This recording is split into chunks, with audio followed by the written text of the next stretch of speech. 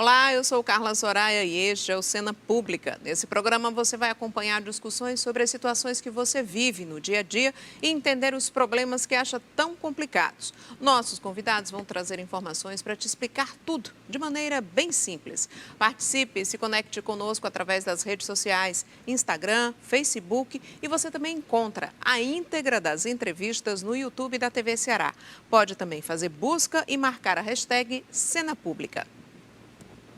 O tema de hoje é o colapso na saúde de Manaus e o comparativo entre o comportamento das populações de Fortaleza e de Manaus. Esta semana, dia 26 de fevereiro, vamos completar um ano do primeiro caso de Covid registrado no Brasil. Foi um paciente de São Paulo. A Covid-19 mostrou o despreparo das autoridades mundiais para gerenciar pandemias e a necessidade de uma coordenação global para enfrentar este tipo de ameaça. Há cerca de um ano, o mundo luta contra a doença que pode ser chamada de SARS-CoV-2, coronavírus, Covid-19 e que até agora vem vencendo a batalha, apesar da chegada das vacinas. No Ceará, os 3 primeiros registros foram confirmados através de um boletim divulgado na noite do dia 15 de março pela Secretaria da Saúde do Estado. Os pacientes eram pessoas que viajaram para o exterior e tiveram a doença confirmada em diagnóstico realizado na volta ao Brasil. De lá para cá, já são, no Ceará, quase 411 mil casos confirmados e aproximadamente 11 mil mortos. No Brasil, estamos chegando perto dos 250 mil mortos e mais de 10 milhões de infectados. Pesquisas pelo mundo em busca de respostas para o combate ao coronavírus e suas consequências. No Ceará, cientistas também desenvolvem e fazem vacinas, testam e também as variantes e mutações do coronavírus que tem causado aí uma nova forma de Covid-19.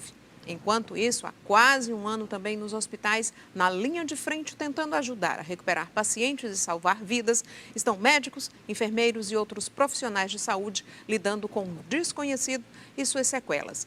Uma estratégia para conhecer melhor o vírus é também estudar as pessoas. E este é o nosso assunto de hoje. Os nossos convidados do programa de hoje são a doutora Ivana Barreto, pesquisadora, especialista em ciência e tecnologia, produção e inovação em saúde pública da Fiocruz, docente do mestrado em saúde da Universidade Federal do Ceará e mestrado acadêmico em saúde da família da UFC. Doutora Ivana, muito grata por sua participação no Cena Pública de hoje. Eu agradeço o convite e espaço para a gente conversar sobre essa pandemia, né, que está atingindo a todos nós. Muito obrigada. Também é convidado de hoje do Cena Pública Raimundo Walter, mestre em Ciência da Computação e professor do Instituto Federal do Ceará. É doutorando em Inteligência Artificial aplicada à saúde. Professor Walter, muito grata por sua participação também. É um prazer estar aqui com vocês, Carla Soraya. Eu gostaria de saber de vocês por que se dedicar e fazer um comparativo entre o comportamento da população de Fortaleza e o de Manaus, já que lá em Manaus a saúde colapsou e aqui em Fortaleza, graças a Deus, pelo menos até agora não tivemos esse resultado. Carla Soraya, justamente para a gente entender a diferença, né? Entender por que lá colapsou já no mês de janeiro e nós ainda não. E eu digo ainda não porque, infelizmente, a gente tem notícias, por exemplo, que já estamos com a fila significativa de pessoas aguardando leite, tanto leite de enfermaria como leite de UTI nas nossas unidades de pronto atendimento. Então, a gente, e assim, tem um ditado, né? Não é científico, mas cultura pop, na verdade, de um filósofo grego. Quando você vê a casa do vizinho conta da sua.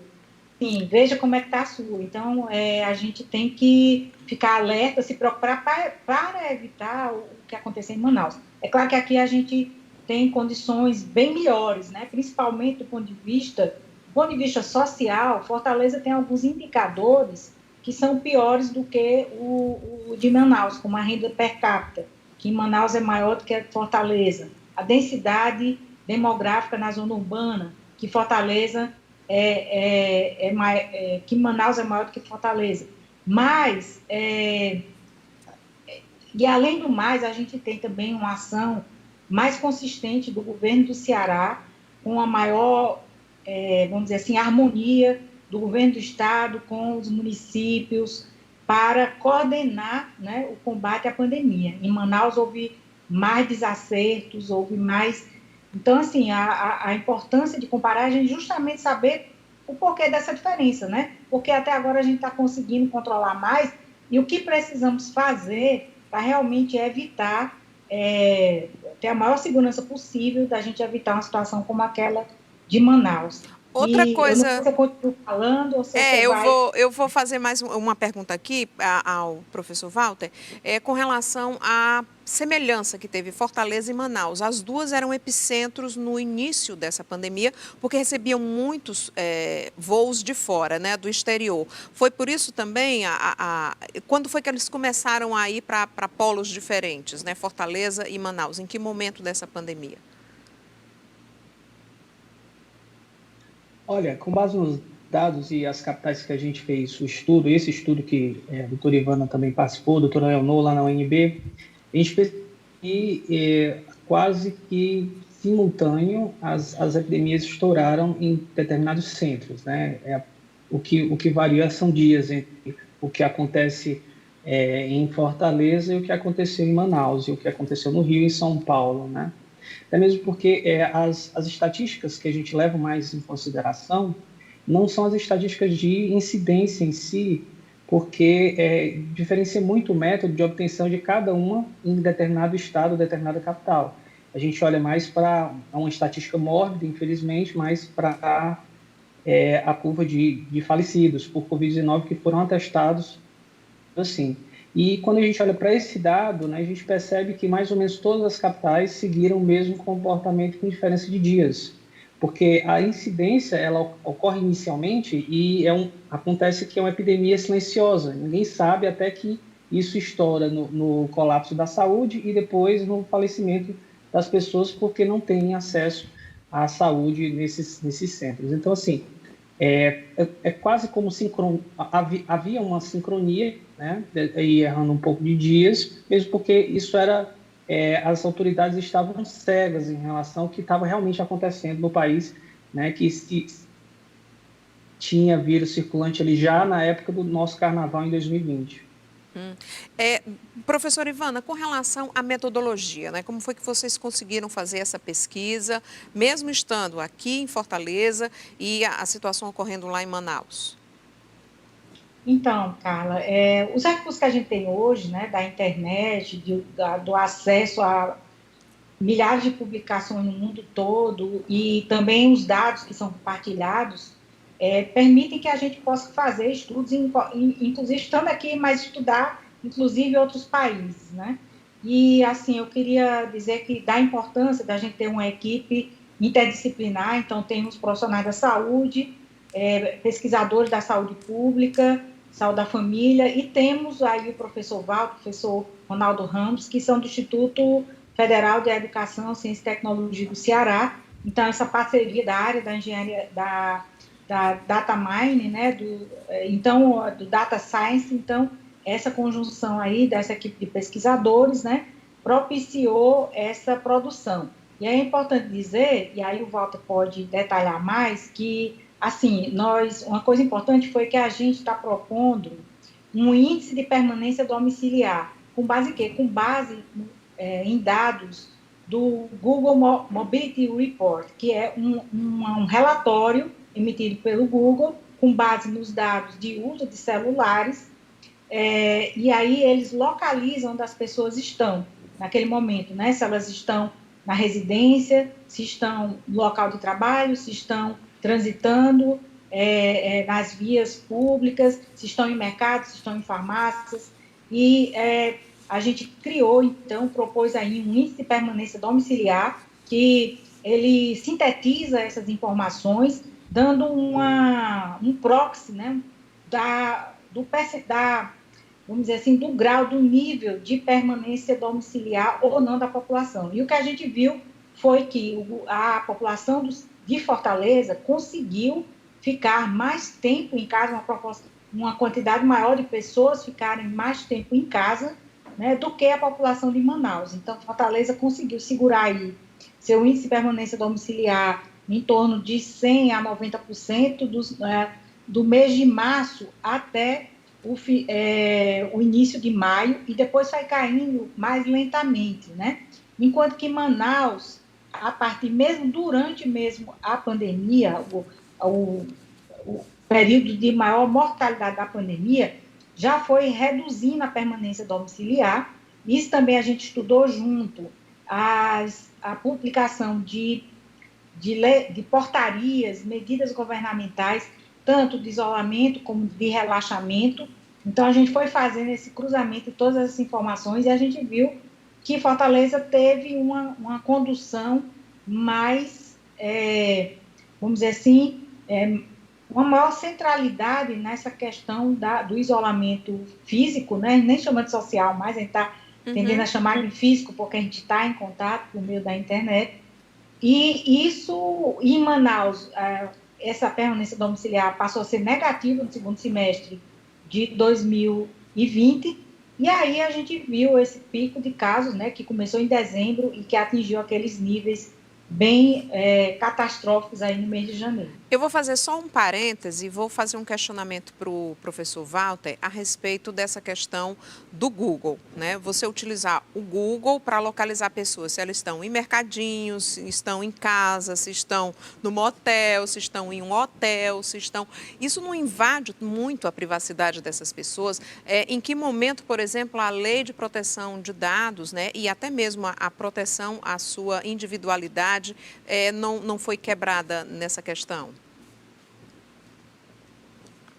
É muito boa pergunta, Carla. E assim, o pessoal do Google, antes de viabilizar a exposição desses dados de permanência das pessoas em determinados lugares, eles tomaram muito cuidado em relação a isso, porque esse tema de integridade e segurança dos dados das pessoas, dos dados pessoais, é um tema já bem desenvolvido no exterior, né?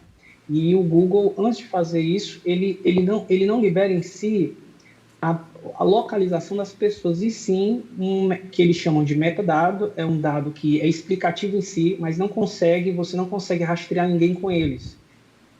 Esse estudo essas medições que o Google disponibilizou foram para todas as capitais e cidades do mundo afora.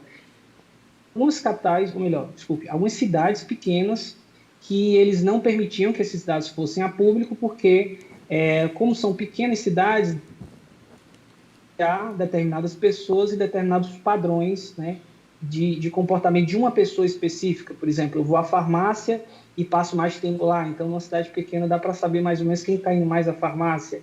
E por conta disso eles não liberaram esse tipo de dado. Então, o que a gente tem são dados percentuais em relação à população, né, permanência nas residências, quanto tempo a mais você passou na residência, né, em termos percentuais em relação à baseline que eles fixam aí, que foi de 3 de janeiro a 6 de fevereiro, ou seja, o período pré-pandemia.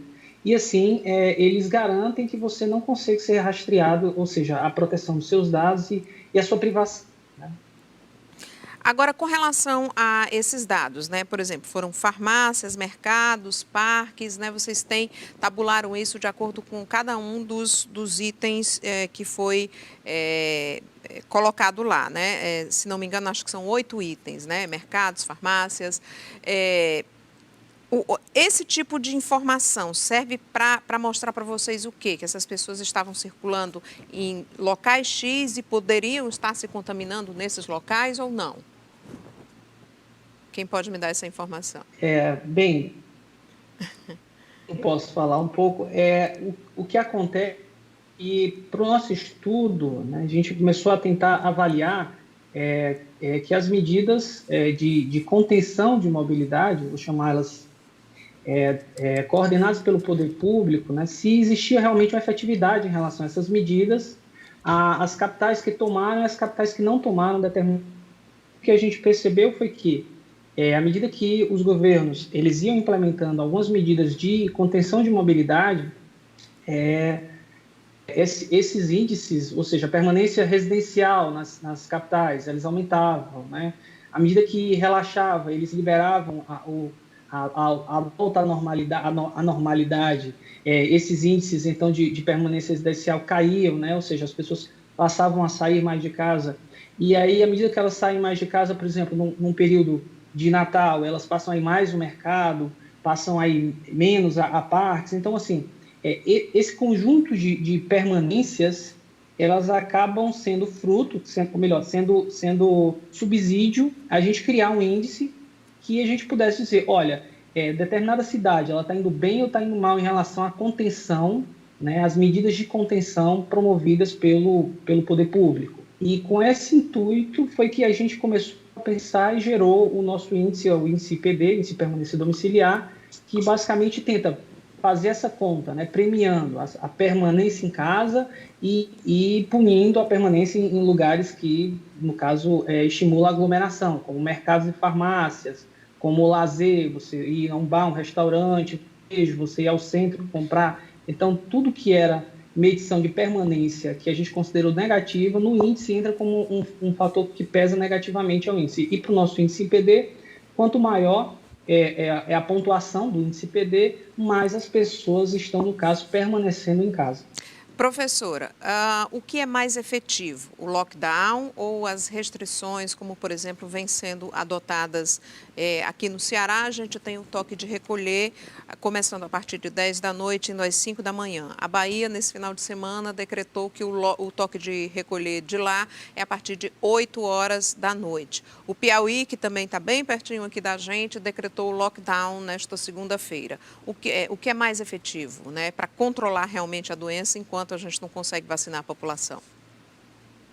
O mais efetivo é o lockdown total, né? E aí a gente tem Quando a gente chega no nível que a gente está aqui no Ceará, por exemplo, que você tem, semana passada, tinha uma fila de 60 pessoas para leito de UTI, pessoas que estavam em unidades de pronto atendimento, e 60 pessoas para leitos de enfermaria de Covid-19. Então, quando você está numa situação assim, você tem realmente que, na minha opinião, de fazer um lockdown total, né? E eu compreendo que é muito complexo para o governo tomar essas decisões, porque você tem esse dilema entre a questão da saúde, né, preservar a saúde, preservar as vidas, e a questão da economia. E a incompreensão de alguns setores em relação a essas medidas. Mas eu como pesquisadora e como sanitarista, eu pergunto às pessoas da economia, adianta estar aberto, adianta estar vendendo, se daqui a pouco, por exemplo, qual será a repercussão para a vida econômica de Manaus, desse colapso que Manaus está sofrendo? Certamente isso não vai ser bom para um futuro imediato da cidade, do ponto de vista turístico, econômico, o que quer que seja, de produção. Então, os países do mundo que tomaram medidas mais fortes no início e foram mais rigorosos, por sua vez, conseguem voltar à normalidade mais rapidamente, entende? Então, você pensa que você baixar a guarda é melhorar a situação da economia, mas isso pode ser um engano, né? Então, eu hoje apoiaria que o governo tomasse medidas mais rigorosas, porque realmente a gente teme de ver muita gente morrendo em casa, por exemplo. Nós tivemos mortes domiciliares no passado, muitas mortes domiciliares. Em vários países do mundo, a esperança de vida ao nascer está diminuindo por conta da Covid-19, ou seja, a média de vida das pessoas está diminuindo por conta da pandemia. Então, eu acho que, entendendo que não é fácil, entendendo que é complexo, que é duro, mas eu acho que agora o governo tinha que adotar medidas mais rigorosas mesmo de lockdown, até a gente conseguir segurar a situação aí do serviço de saúde. Eu vou entrar em outro ponto que faz parte da pesquisa de vocês também, que é com relação à questão, só lembrando ao pessoal de casa, que nós estamos fazendo a entrevista com a doutora Ivana, com o pesquisador Raimundo Walter, aqui através do Skype, porque estamos em medidas de segurança, né? Aumentamos aqui a medida de segurança, estamos como somos uma TV pública, estamos cumprindo o decreto do governador. E eu volto aqui à professora para perguntar. Professora, isso veio depois, por exemplo, daquela manifestação lá em Manaus, né? Dos comerciantes que pediram, exigiram, foram às ruas, tiraram máscara, fizeram um protesto no meio da rua pedindo a reabertura dos seus comércios? Que foi bem antes do Exatamente, Natal, né? Foi um pouquinho antes a do gente, Natal. exatamente, o governo tinha tomado medidas para aumentar o rigor das medidas de distanciamento social, tinha publicado um decreto, e aí houve uma manifestação de empresários, de comerciantes, das pessoas, né, da sociedade, o governo voltou atrás. E logo após, o Sistema de Saúde de Manaus, em janeiro, entrou em lockdown. Então, isso mostra como é frágil, né? Como é frágil esse equilíbrio.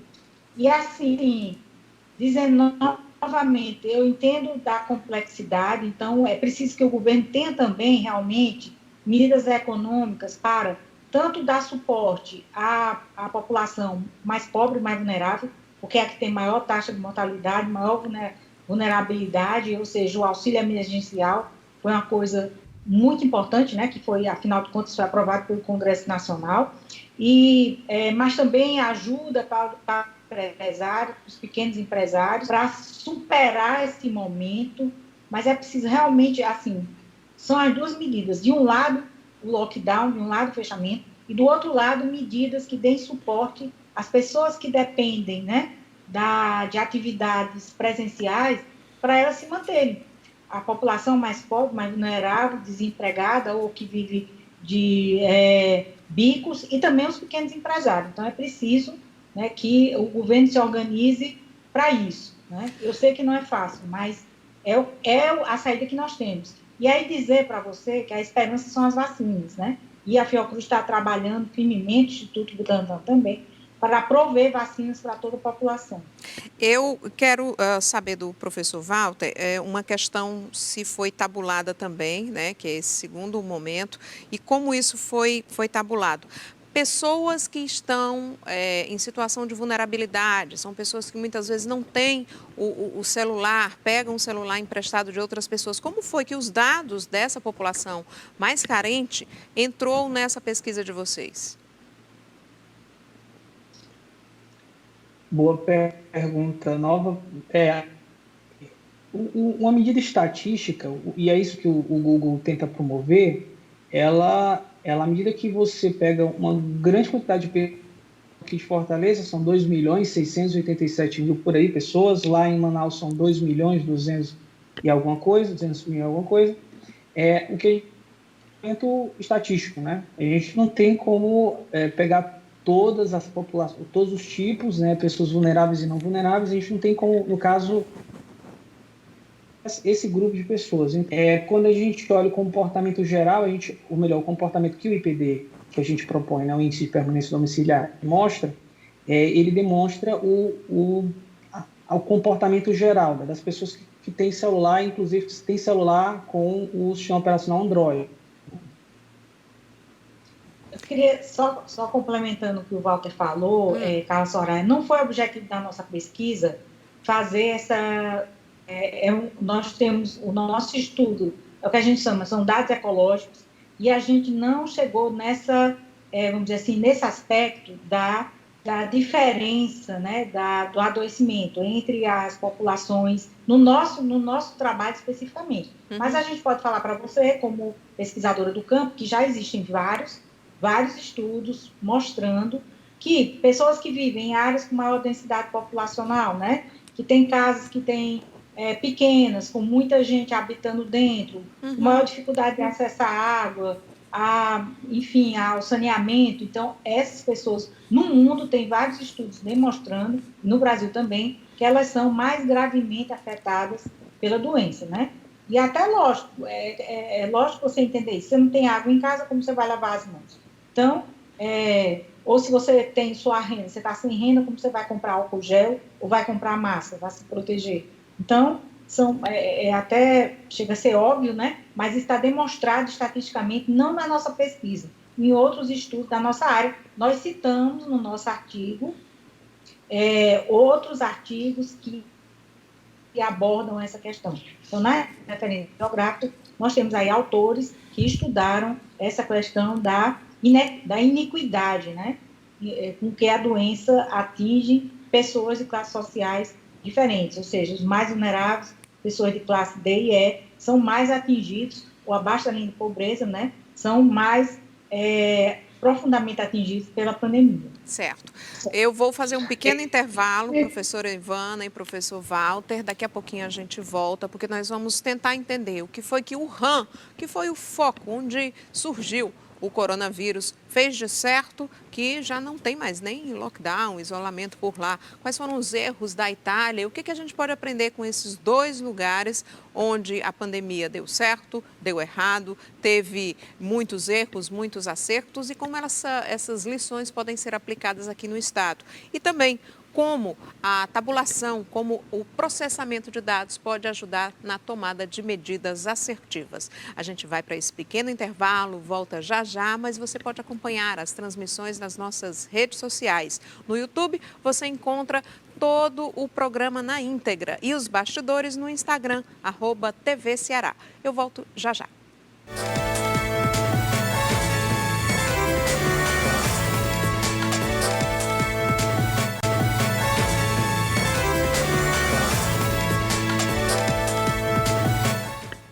Estamos de volta com o Cena Pública, recebendo hoje Ivana Barreto, pesquisadora, especialista em ciência, tecnologia, produção e inovação em saúde pública da Fiocruz, e Raimundo Walter, mestre em ciências da computação e professor do Instituto Federal do Ceará, também doutorando em inteligência artificial aplicada à saúde.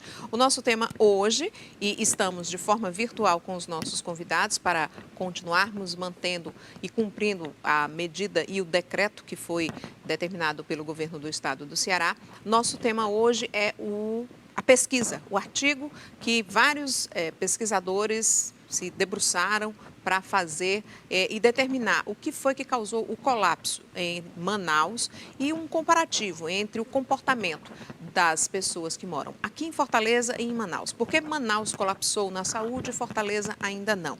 Eu vou pedir ao professor Raimundo Walter que possa nos ajudar a entender melhor o índice de permanência domiciliar, né? Que gráfico foi que surgiu, que índice, o que esse índice apontou com relação à população. E em seguida eu vou pedir à professora Ivana Barreto que também nos informe sobre o comportamento das pessoas quando elas não adotaram medidas não farmacológicas, ou seja, medidas que não são necessariamente a tomada de medicamentos. Então eu vou começar com o professor Walter. Bem, Soraya, no começo, quando iniciou a pandemia, as pessoas tentaram ver uma forma de como medir e perceber medidas de restrição de mobilidade no mundo democrático livre, né? E na China, essa restrição de mobilidade foi feita de uma forma muito rápida, mas no nosso caso aqui, como é no Brasil e a maior parte do mundo, a gente depende da coordenação do poder público e também da consciência das pessoas em geral. Então, a gente começou a pensar como é que a gente poderia dar uma nota para uma determinada cidade em relação à implementação das medidas de controle de mobilidade. Veja que elas não precisam necessariamente serem conduzidas pelo poder público, mas se forem conduzidas pelo poder público, fica ainda melhor. A gente consegue observar no estudo, inclusive do artigo, que Fortaleza é a capital que tem maior índice, maior nota, né? A gente consegue implementar mais a permanência das pessoas, a permanência delas em casa. Né? Então, como foi que a gente chegou nesse índice? A gente pegou os dados do Google, o relatório de mobilidade do Google para a cidade de Fortaleza, para a cidade de Manaus, para as cinco principais capitais do país e tentamos traçar um paralelo entre elas. E daí, então, surgiu o índice de permanência domiciliar. Eu tenho até um gráfico aqui para mostrar para vocês. Eu posso compartilhar com vocês agora? Pois não, pode fazer. Esse gráfico é o que traça exatamente o comportamento da população nesse período em que vocês analisaram. Que foi exatamente de quanto tempo, professor? Bem, esse gráfico começa mais ou menos ali final de fevereiro, né? Eu não sei por ali pronto, dia 21, está aqui, dia 21 de fevereiro, a gente tem um começo desse índice, a gente começa a ter os dados que o Google disponibiliza, né, no seu site, os dados de permanência das pessoas em determinados lugares, como a gente já falou, e a partir desses dados a gente traça uma forma de dar uma nota a cada cidade, e quanto maior a nota, maior é a permanência das pessoas em casa, né? E uma coisa engraçada, Soraya, é que esse índice, ele pega a permanência das pessoas em casa, mas também acontece que, e foi o que aconteceu, vocês vão ver mais à frente em Manaus e Fortaleza, as pessoas, as residentes em Manaus, né, a gente sugere o estudo que as residentes em Manaus, assim como as residentes em Fortaleza, elas passaram mais ou menos a mesma variação de permanência em casa. Mas o que modifica é a região metropolitana, que normalmente vai para a capital para fazer compras, para passear, para lazer. E essa movimentação é que pode, no caso de Manaus, foi o que afundou lá, essa linha verde, por exemplo. Essa linha verde é o IPD para Manaus, é desde o dia 21 de fevereiro. Só lembrando ao pessoal de casa, professor, o IPD é o Índice de Permanência Domiciliar. Ou seja, essa linha verde é como se comportou a população de lá, né? O traçado dela mostra quem ficou mais tempo em casa e quem ficou menos tempo em casa nas duas cidades. Isso, demonstra uma nota para cada cidade. Então, a gente tomou uma nota boa aí. Fortaleza, entre as capitais que a gente estudou, esse índice foi a que teve a maior nota, mas você percebe um acompanhamento ali no começo do ano, ainda ali até maio, existe um acompanhamento das duas curvas em relação a Manaus e Fortaleza. Se parecem um pouco, mas a partir de certo momento, Manaus começa a relaxar, as medidas de contenção começam a se relaxar, o que a gente considera que foi cedo demais. E aqui em Fortaleza a gente continuou controlando a permanência das pessoas em casa, ou seja, a restrição de mobilidade delas para que o vírus não circule. À medida que chega um ponto, já a partir ali de outubro, dá para notar melhor, que o índice de Manaus ele cai abaixo de zero. Significa dizer que as pessoas já estão passando a andar mais fora de casa do que o que era comum para o período pré-pandemia ali, entre janeiro e fevereiro. Esses tracinhos vermelhos significam o quê, professor? Pronto, esse tracinho vermelho é a média móvel de mortes, de óbitos absolutos para as duas capitais, né, Fortaleza e Manaus. Você vê que a primeira onda de mortes, né, perceba que aí é mortes, não é testagem. Ou seja, é um dado que é mais difícil da gente perder, né? Testagem não, aí depende da forma como você testa, mas óbitos não. Quando a gente olha para a curva de mortes, né, em Fortaleza, você vê aí uma primeira onda da curva de mortes maior do que a onda que tivemos em Manaus, né? E perceba que aí já são mortes, né? Perceba que o vírus circulava anterior a essa onda. Então, essa onda de mortes, estatisticamente, tem uma onda antes de infecção, que é bem maior, né? Pensa-se aí de 20 vezes maior do que essa curva que a gente teve aí para mortes, para Fortaleza. Professor, e aí, na sequência... Pode concluir a sequência. Na sequência, Fortaleza continuou mantendo as medidas de contenção, alguns relaxamentos, no artigo mostra isso com detalhes, e a gente vê que o índice para Fortaleza se mantém sempre acima de zero, caindo ao seu menor valor ali por volta do Natal, do período natalino, de festa de fim de ano, onde as pessoas realmente saem mais de casa, mas no caso curioso de Fortaleza, a gente saiu mais de casa para fazer compras e voltar para casa. A permanência residencial, né, que é uma das medidas que compõem o índice, ela se mantém quase que constante durante o ano inteiro. O que muda realmente é a movimentação das pessoas que vêm fazer compra em Fortaleza, inclusive do fortalezense. Professor, agora de que forma a tecnologia, né, com a informação desses dados, vai nos ajudar a construir modelos matemáticos e a partir desses modelos a gente partir para ações, medidas que sejam efetivas e a gente possa ter aí pelo menos uma redução maior no número de mortes? Pode até, se quiser, retirar o gráfico aí, para a gente poder acompanhar depois. O compartilhamento, né? Olha, Soraya, o que acontece... voltamos aqui comigo? Pois não, pode continuar. Pronto, o que acontece é que a estatística básica já nos ajuda bastante, né? Agora, a inteligência artificial pode ir além, mas depende realmente de muita informação. Para o caso do coronavírus, como é uma doença relativamente nova para a ciência, então fica um pouco complicado. O que nos ajuda são os métodos comuns de estatística que o governo do estado certamente, junto com o SESI, deve estar aplicando e acompanhando é a curva de morte, a curva de internação, e aí percebe-se que em determinados momentos ele tem que realmente agir para restringir mobilidade, no caso que as pessoas permaneçam mais em casa, porque senão vão lotar os postos de saúde e assim pode não ter condições de dar resposta, né? O poder público pode ter complicações, e aí aconteceu o que aconteceu em Manaus, né? Com o IPD lá em Manaus, a gente vê que no final do ano passado, esse IPD cai abaixo de zero, se permanece durante muito tempo ali, e aí surge uma nova cepa do vírus, né? Parece que bastante que se prolifera muito rápido, e aí a gente teve realmente a quantidade de pessoas que se infectaram foi bem maior, pela curva de morte dá para perceber isso, e aí a gente sugere no estudo que é por conta da permanência das pessoas fora de casa. Professora Ivana, com relação às medidas não farmacológicas, né? Não vamos falar aqui em ivermectina, em cloroquina, em azitromicinas, nenhum tipo de corticoide ou antibiótico, né? As medidas não farmacológicas, que é a utilização do álcool em gel, o uso de máscara, né? E outras medidas que são recomendadas pela Organização Mundial de Saúde, mas que também não foram seguidas, né? Vocês têm dados também sobre essa falta de cuidado com essas medidas? Então, um dos dados esse da permanência domiciliar, né? E eu queria dizer que, Carla, esse nosso trabalho ele pode ajudar muito o poder público a tomar decisão, né?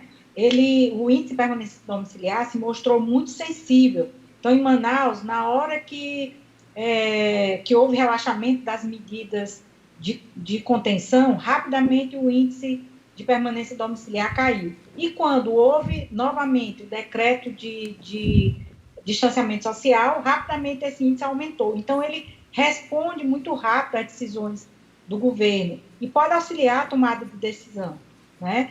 E a outra pergunta que você falou, qual foi? Com relação a essas medidas, né? Isso também impactou nesse índice, né? As pessoas que relaxam, que não usam o álcool, não usam a máscara, elas também estão se contaminando mais, né? Sim, o nosso estudo, particularmente, ele não investigou essa questão, mas a gente tem outros pesquisadores que estudaram essa adesão, né, à máscara, ao álcool gel, e a gente vê que ainda não está no nível. Você vê os países asiáticos, que primeiro que eles têm uma população enorme, né, tem enormes densidades demográficas nos países asiáticos, na China, na Coreia, no Japão. Então, são países que já convivem com essa coisa dessas viroses respiratórias e eles já têm o hábito de usar máscara, de se proteger, de lavar as mãos, tem maior cuidado, já está introjetado dentro da cultura das pessoas. Não é já o é nosso hábito caso, deles, né? Já é hábito, eles já incorporaram isso, e nós ainda não. Então, é preciso realmente, né, nós somos um país tropical, é muito quente, então a gente é muito acostumado a ser muito livre, né? Mas a gente está no momento que as pessoas... Outra coisa, né? Tem a questão da alfabetização. Então, parte da população não entende o que é um vírus, o que é um micro-organismo, não compreende, né? Porque é um inimigo invisível, quer dizer, uma coisa que você não vê. Você não vê, que está ali ameaçando, mas você não consegue enxergar a olho nu. Então, nem todo mundo compreende esse conceito. Mas é preciso, então, que a gente fale de forma fácil.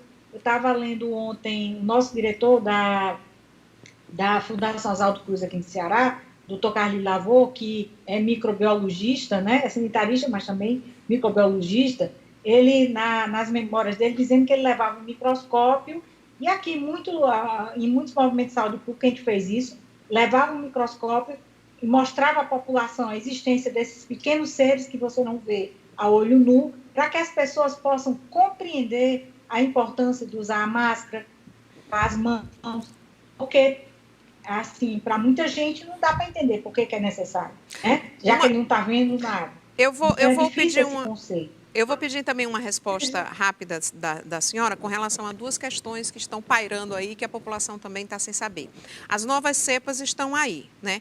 O exame que eu faço, né, em qualquer laboratório, seja ele o RT-PCR ou o exame de sorologia, ele vai detectar as novas cepas ou ele vai detectar que você está com coronavírus? Se eu pedir uma investigação maior, se no caso esse exame for sorteado, é que a Secretaria de Saúde faz uma investigação maior. E outra questão, com relação a essa variante, né? A nova cepa é diferente, nova cepa é diferente de nova variante ou é a mesma coisa? A nova cepa e nova variante, pelo menos da forma que você está usando como sinônimo, né? Uhum. Então, na verdade, assim, o que é que a gente já sabe? Cepa, variante, mutação, é tudo a mesma coisa.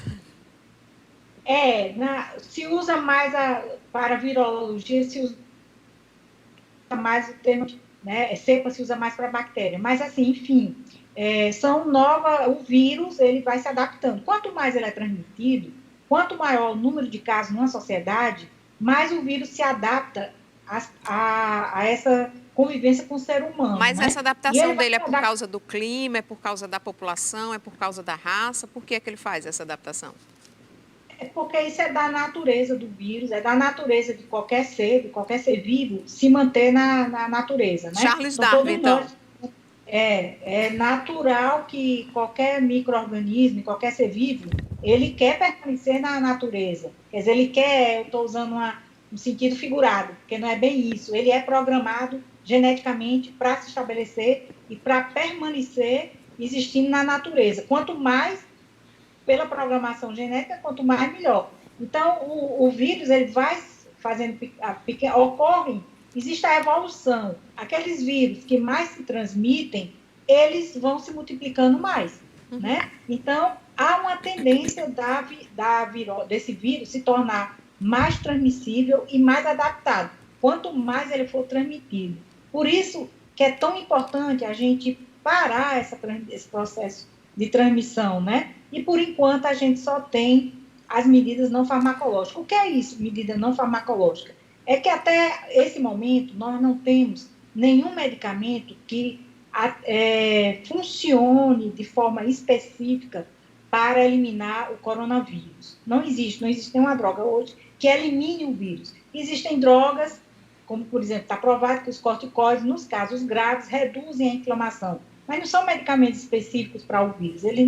O vírus não responde a esses medicamentos, ele não é eliminado com medicamentos. Portanto, as únicas medidas hoje que comprovadamente podem barrar a transmissão do vírus são essas medidas aí que a gente chama não farmacológica, que é o quê?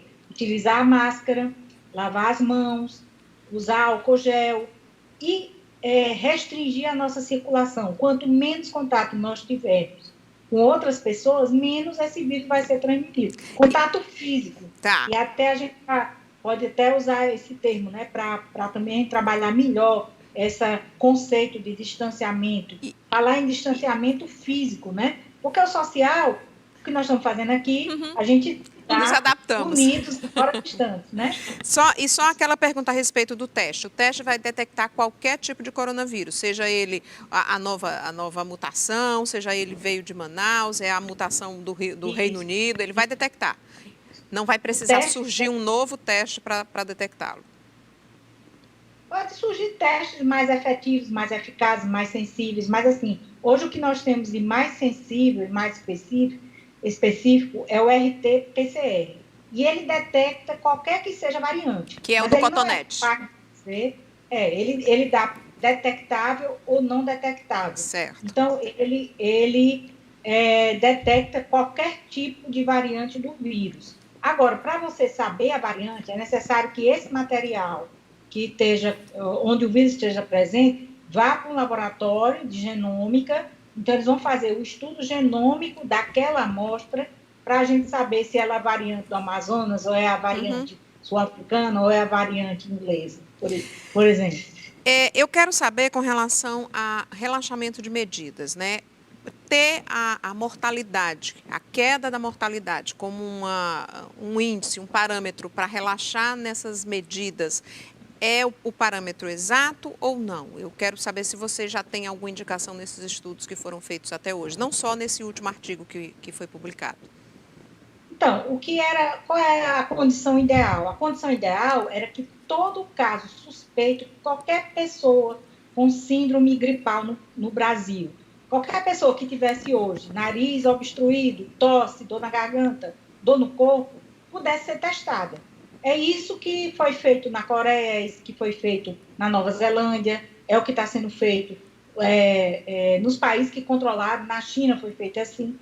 Qualquer um grande investimento na investigação de casos suspeitos, porque aí você dá tempo de você agir. Se você detecta precocemente uma pessoa que está com coronavírus, aí a vigilância sanitária pode agir, impor que ela fique dentro de casa, em quarentena. Se é positivo, então a pessoa sabe, não, eu tenho que ficar, porque eu sou positivo, senão eu vou transmitir para outras pessoas. E aí você investiga também os contatos dessas pessoas, para saber se algum daqueles contatos se contaminou e faz a mesma medida. Então, dessa forma, você consegue conter a transmissão do vírus, isolando pessoas que estão contaminadas, né? Então, a testagem massiva, mas de casos suspeitos e dos seus contatos, com as medidas de quarentena, são as que são mais efetivas hoje para conter a pandemia. E agora, é claro, a vacinação, né? Que a nossa grande esperança é realmente de controlar de uma forma que a gente possa viver sem a necessidade de tantas restrições. Pois é, aqui no Brasil, eu volto a repetir, no início do programa a gente reforçou isso, há um ano, né, exatamente no dia 26 de fevereiro do ano passado, a gente tinha registrado o primeiro caso de coronavírus aqui no Brasil, que foi um caso em São Paulo. A partir daí se espalhou, estamos quase chegando a 250 mil mortos, com muitos infectados, milhões de infectados pelo país todo. Professor Walter, o que é que a gente poderia ter aprendido com o Wuhan, com a Itália, que a gente ainda, nesse ano inteiro, não conseguiu aprender e colocar em prática para a nossa população estar mais protegida? Olha, Sora, eu acho que temos aprendido, a brasileira, a forma de que a única medida que é realmente eficaz é a medida amarga da permanência das pessoas em casa. Então, se você puder, fique em casa. Eu acho que foi o que o Han nos ensinou ao mundo inteiro, só que é difícil de implementar isso, né, porque também parte da conscientização das pessoas de que essa é uma medida realmente importante. E o nosso estudo, ele demonstra isso, né? Ele dá uma nota às cidades que realmente têm conseguido implementar a permanência em casa e ainda demonstra que Manaus, que não foi tão bem nessa permanência, disparou realmente os casos que chegaram ao posto de saúde, infelizmente, por colapso na saúde, falta de oxigênio, não conseguiram dar resposta lá, provavelmente muitas mortes dessas, mortes evitáveis. Então, assim, eu acho que a principal lição que a gente está aprendendo é que esperamos com que a gente pode a vacina, mas enquanto a vacina não está disponível, né, esperamos em casa. O senhor falou da vacina. A gente vai ter que tomar vacina todo ano contra o coronavírus? Será que ele vai se tornar a segunda influenza? A gente vai ter que tomar vacina contra a gripe, vacina contra o coronavírus e ele não vai embora nunca mais? Quando é que a gente vai se tornar mais fortes ou quando é que esse vírus vai enfraquecer? Doutora Ivana? Hoje... Pois não, professora, pode falar. Sim, pensei que estava fechado o microfone. Então, hoje eu estava ouvindo o colega, né, Felipe Naveca, sobre isso. E, assim, o que nós, provavelmente, sim, a gente, assim, vai ter, o coronavírus parece um vírus que vai permanecer entre nós e a gente vai ter que tomar vacinas, periodicamente, vacina para o coronavírus. Qual vai ser a periodicidade? A gente ainda não sabe, né? Nós não temos certeza, não temos clareza disso ainda, mas é bem possível que a gente vá ter, como é feito na gripe, né? Que você vacina anualmente e que você vai atualizando a vacina, de acordo com as mutações das variantes que vão acontecendo com o vírus. Aí você adapta a vacina e você aplica ela periodicamente, que é para a população se manter protegida. O que a gente pode, a gente está quase chegando aqui, passa rápido o programa, né? O que a gente pode deixar de informação nesse finalzinho de programa para quem está nos acompanhando agora, né, pela TV Ceará, ou vai nos acompanhar depois pelo YouTube, vai rever essa entrevista várias vezes? Olha, eu queria reforçar a importância, né, da população compreender que é preciso, nesse momento, a gente está vivendo num outro pico, né, num outro pico de transmissão de casos. Ainda não está claro para a gente se é porque a variante que surgiu no Amazonas já está aqui circulando. Provavelmente sim, porque o nosso estado tem uma relação muito forte na nossa população. O Ceará tem uma relação muito forte com a população do Amazonas, a gente tem voos diários, então provavelmente essa variante está circulando aqui. E mesmo porque ano passado muita gente não adoeceu, não contraiu o vírus ano passado. Então, aquelas pessoas que ainda adquiriram a doença, e mesmo as que já tiveram, mas muito mais as que ainda não tiveram, estão suscetíveis, que a gente chama, quer dizer, elas não têm proteção contra essa virose. Então, enquanto não tomar a vacina, as 2 doses de sua vacina, a única forma de você se proteger é ficar o máximo possível em casa e, quando sair de casa, utilizar a máscara, levar consigo álcool gel, estar o tempo todo higienizando suas mãos para evitar contrair a doença. A gente tem que dar essa ajuda agora ao governo, porque por mais eficiente que o governo seja, é impossível você estar multiplicando todo dia leitos de UTI e leitos de hospital. Então, a gente tem que compreender que o sistema de saúde tem um limite e a gente precisa fazer nossa parte. Ficar em casa, usar máscara, lavar as mãos, usar álcool gel. Eu tenho muito medo dos assintomáticos, professora. Aqueles que não sentem os sintomas, não sentem nada, mas estão transmitindo a doença e aí você não sabe do lado de quem você está, de uma pessoa que está com coronavírus e está assintomático. Professor Walter. Por isso você tem que usar a máscara. Exatamente. Eu só estou sem máscara aqui dentro do estúdio, porque só tem eu e o Cássio, que está bem distante de mim aqui. Professor Walter. Perfeito. Olha, Soraya, a gente passou o ano de 2020, a gente perdeu contato com muita gente, né, com nossa família, profissionais de saúde sofreram bastante, foram guerreiros, inclusive muitos deram as vidas por nós, para que a gente conseguisse ter um combate efetivo graças a Deus, o nosso governo do estado tem feito, na contramão do governo federal, medidas para que realmente a gente consiga segurar essa medida macabra, que é a quantidade de mortes no estado. Mas, diferentemente de 2020, agora em fevereiro de 2021, a gente já tem uma luz do fim do túnel, que é a vacina. A gente já vai aí em torno de 2%, 2,5% de vacinação no país inteiro. Daqui a pouquinho, tá? E aí daqui a pouquinho a gente não sabe quando, mas a gente já vê a luz no fim do túnel. Muito provavelmente a quantidade necessária de vacinas vai estar disponível, então tome a sua vacina e a partir daí a gente vai conseguir voltar devagarinho a poder se abraçar à normalidade do nosso dia a dia. Se Deus quiser. Eu estou lá no finalzinho dessa fila, mas eu estou esperançosa. Eu podia falar só um pouquinho da vacina? Acho pois não, professora. Para dar esperança às pessoas, né? Que a Fiocruz ela está com esse acordo com a Universidade de Oxford e a AstraZeneca. Então, tem todo um acordo de produção de vacinas, né? Então, está previsto agora, para metade do mês de março, distribuir 10 milhões de doses de vacina. A Fiocruz recebeu um ingrediente farmacêutico ativo do Instituto Serum, da Índia, para fabricar 10 milhões de doses ainda no mês de março, mais 15 milhões de doses no mês de abril, até junho, 50 milhões de doses, e até dezembro, 100 milhões de doses, né? Sendo que nesse caminho aí vai haver a transferência tecnológica, a Fiocruz vai passar a dominar a produção do próprio ingrediente farmacêutico ativo e se tornar autônoma na produção da vacina. Então, 100 milhões de doses, você vacina 50 milhões de pessoas, né? Porque cada pessoa precisa de 2 doses. Então, a gente, com isso aí, já consegue imunizar todas as pessoas acima de 60 anos e mais gente ainda, pessoas até 50 anos.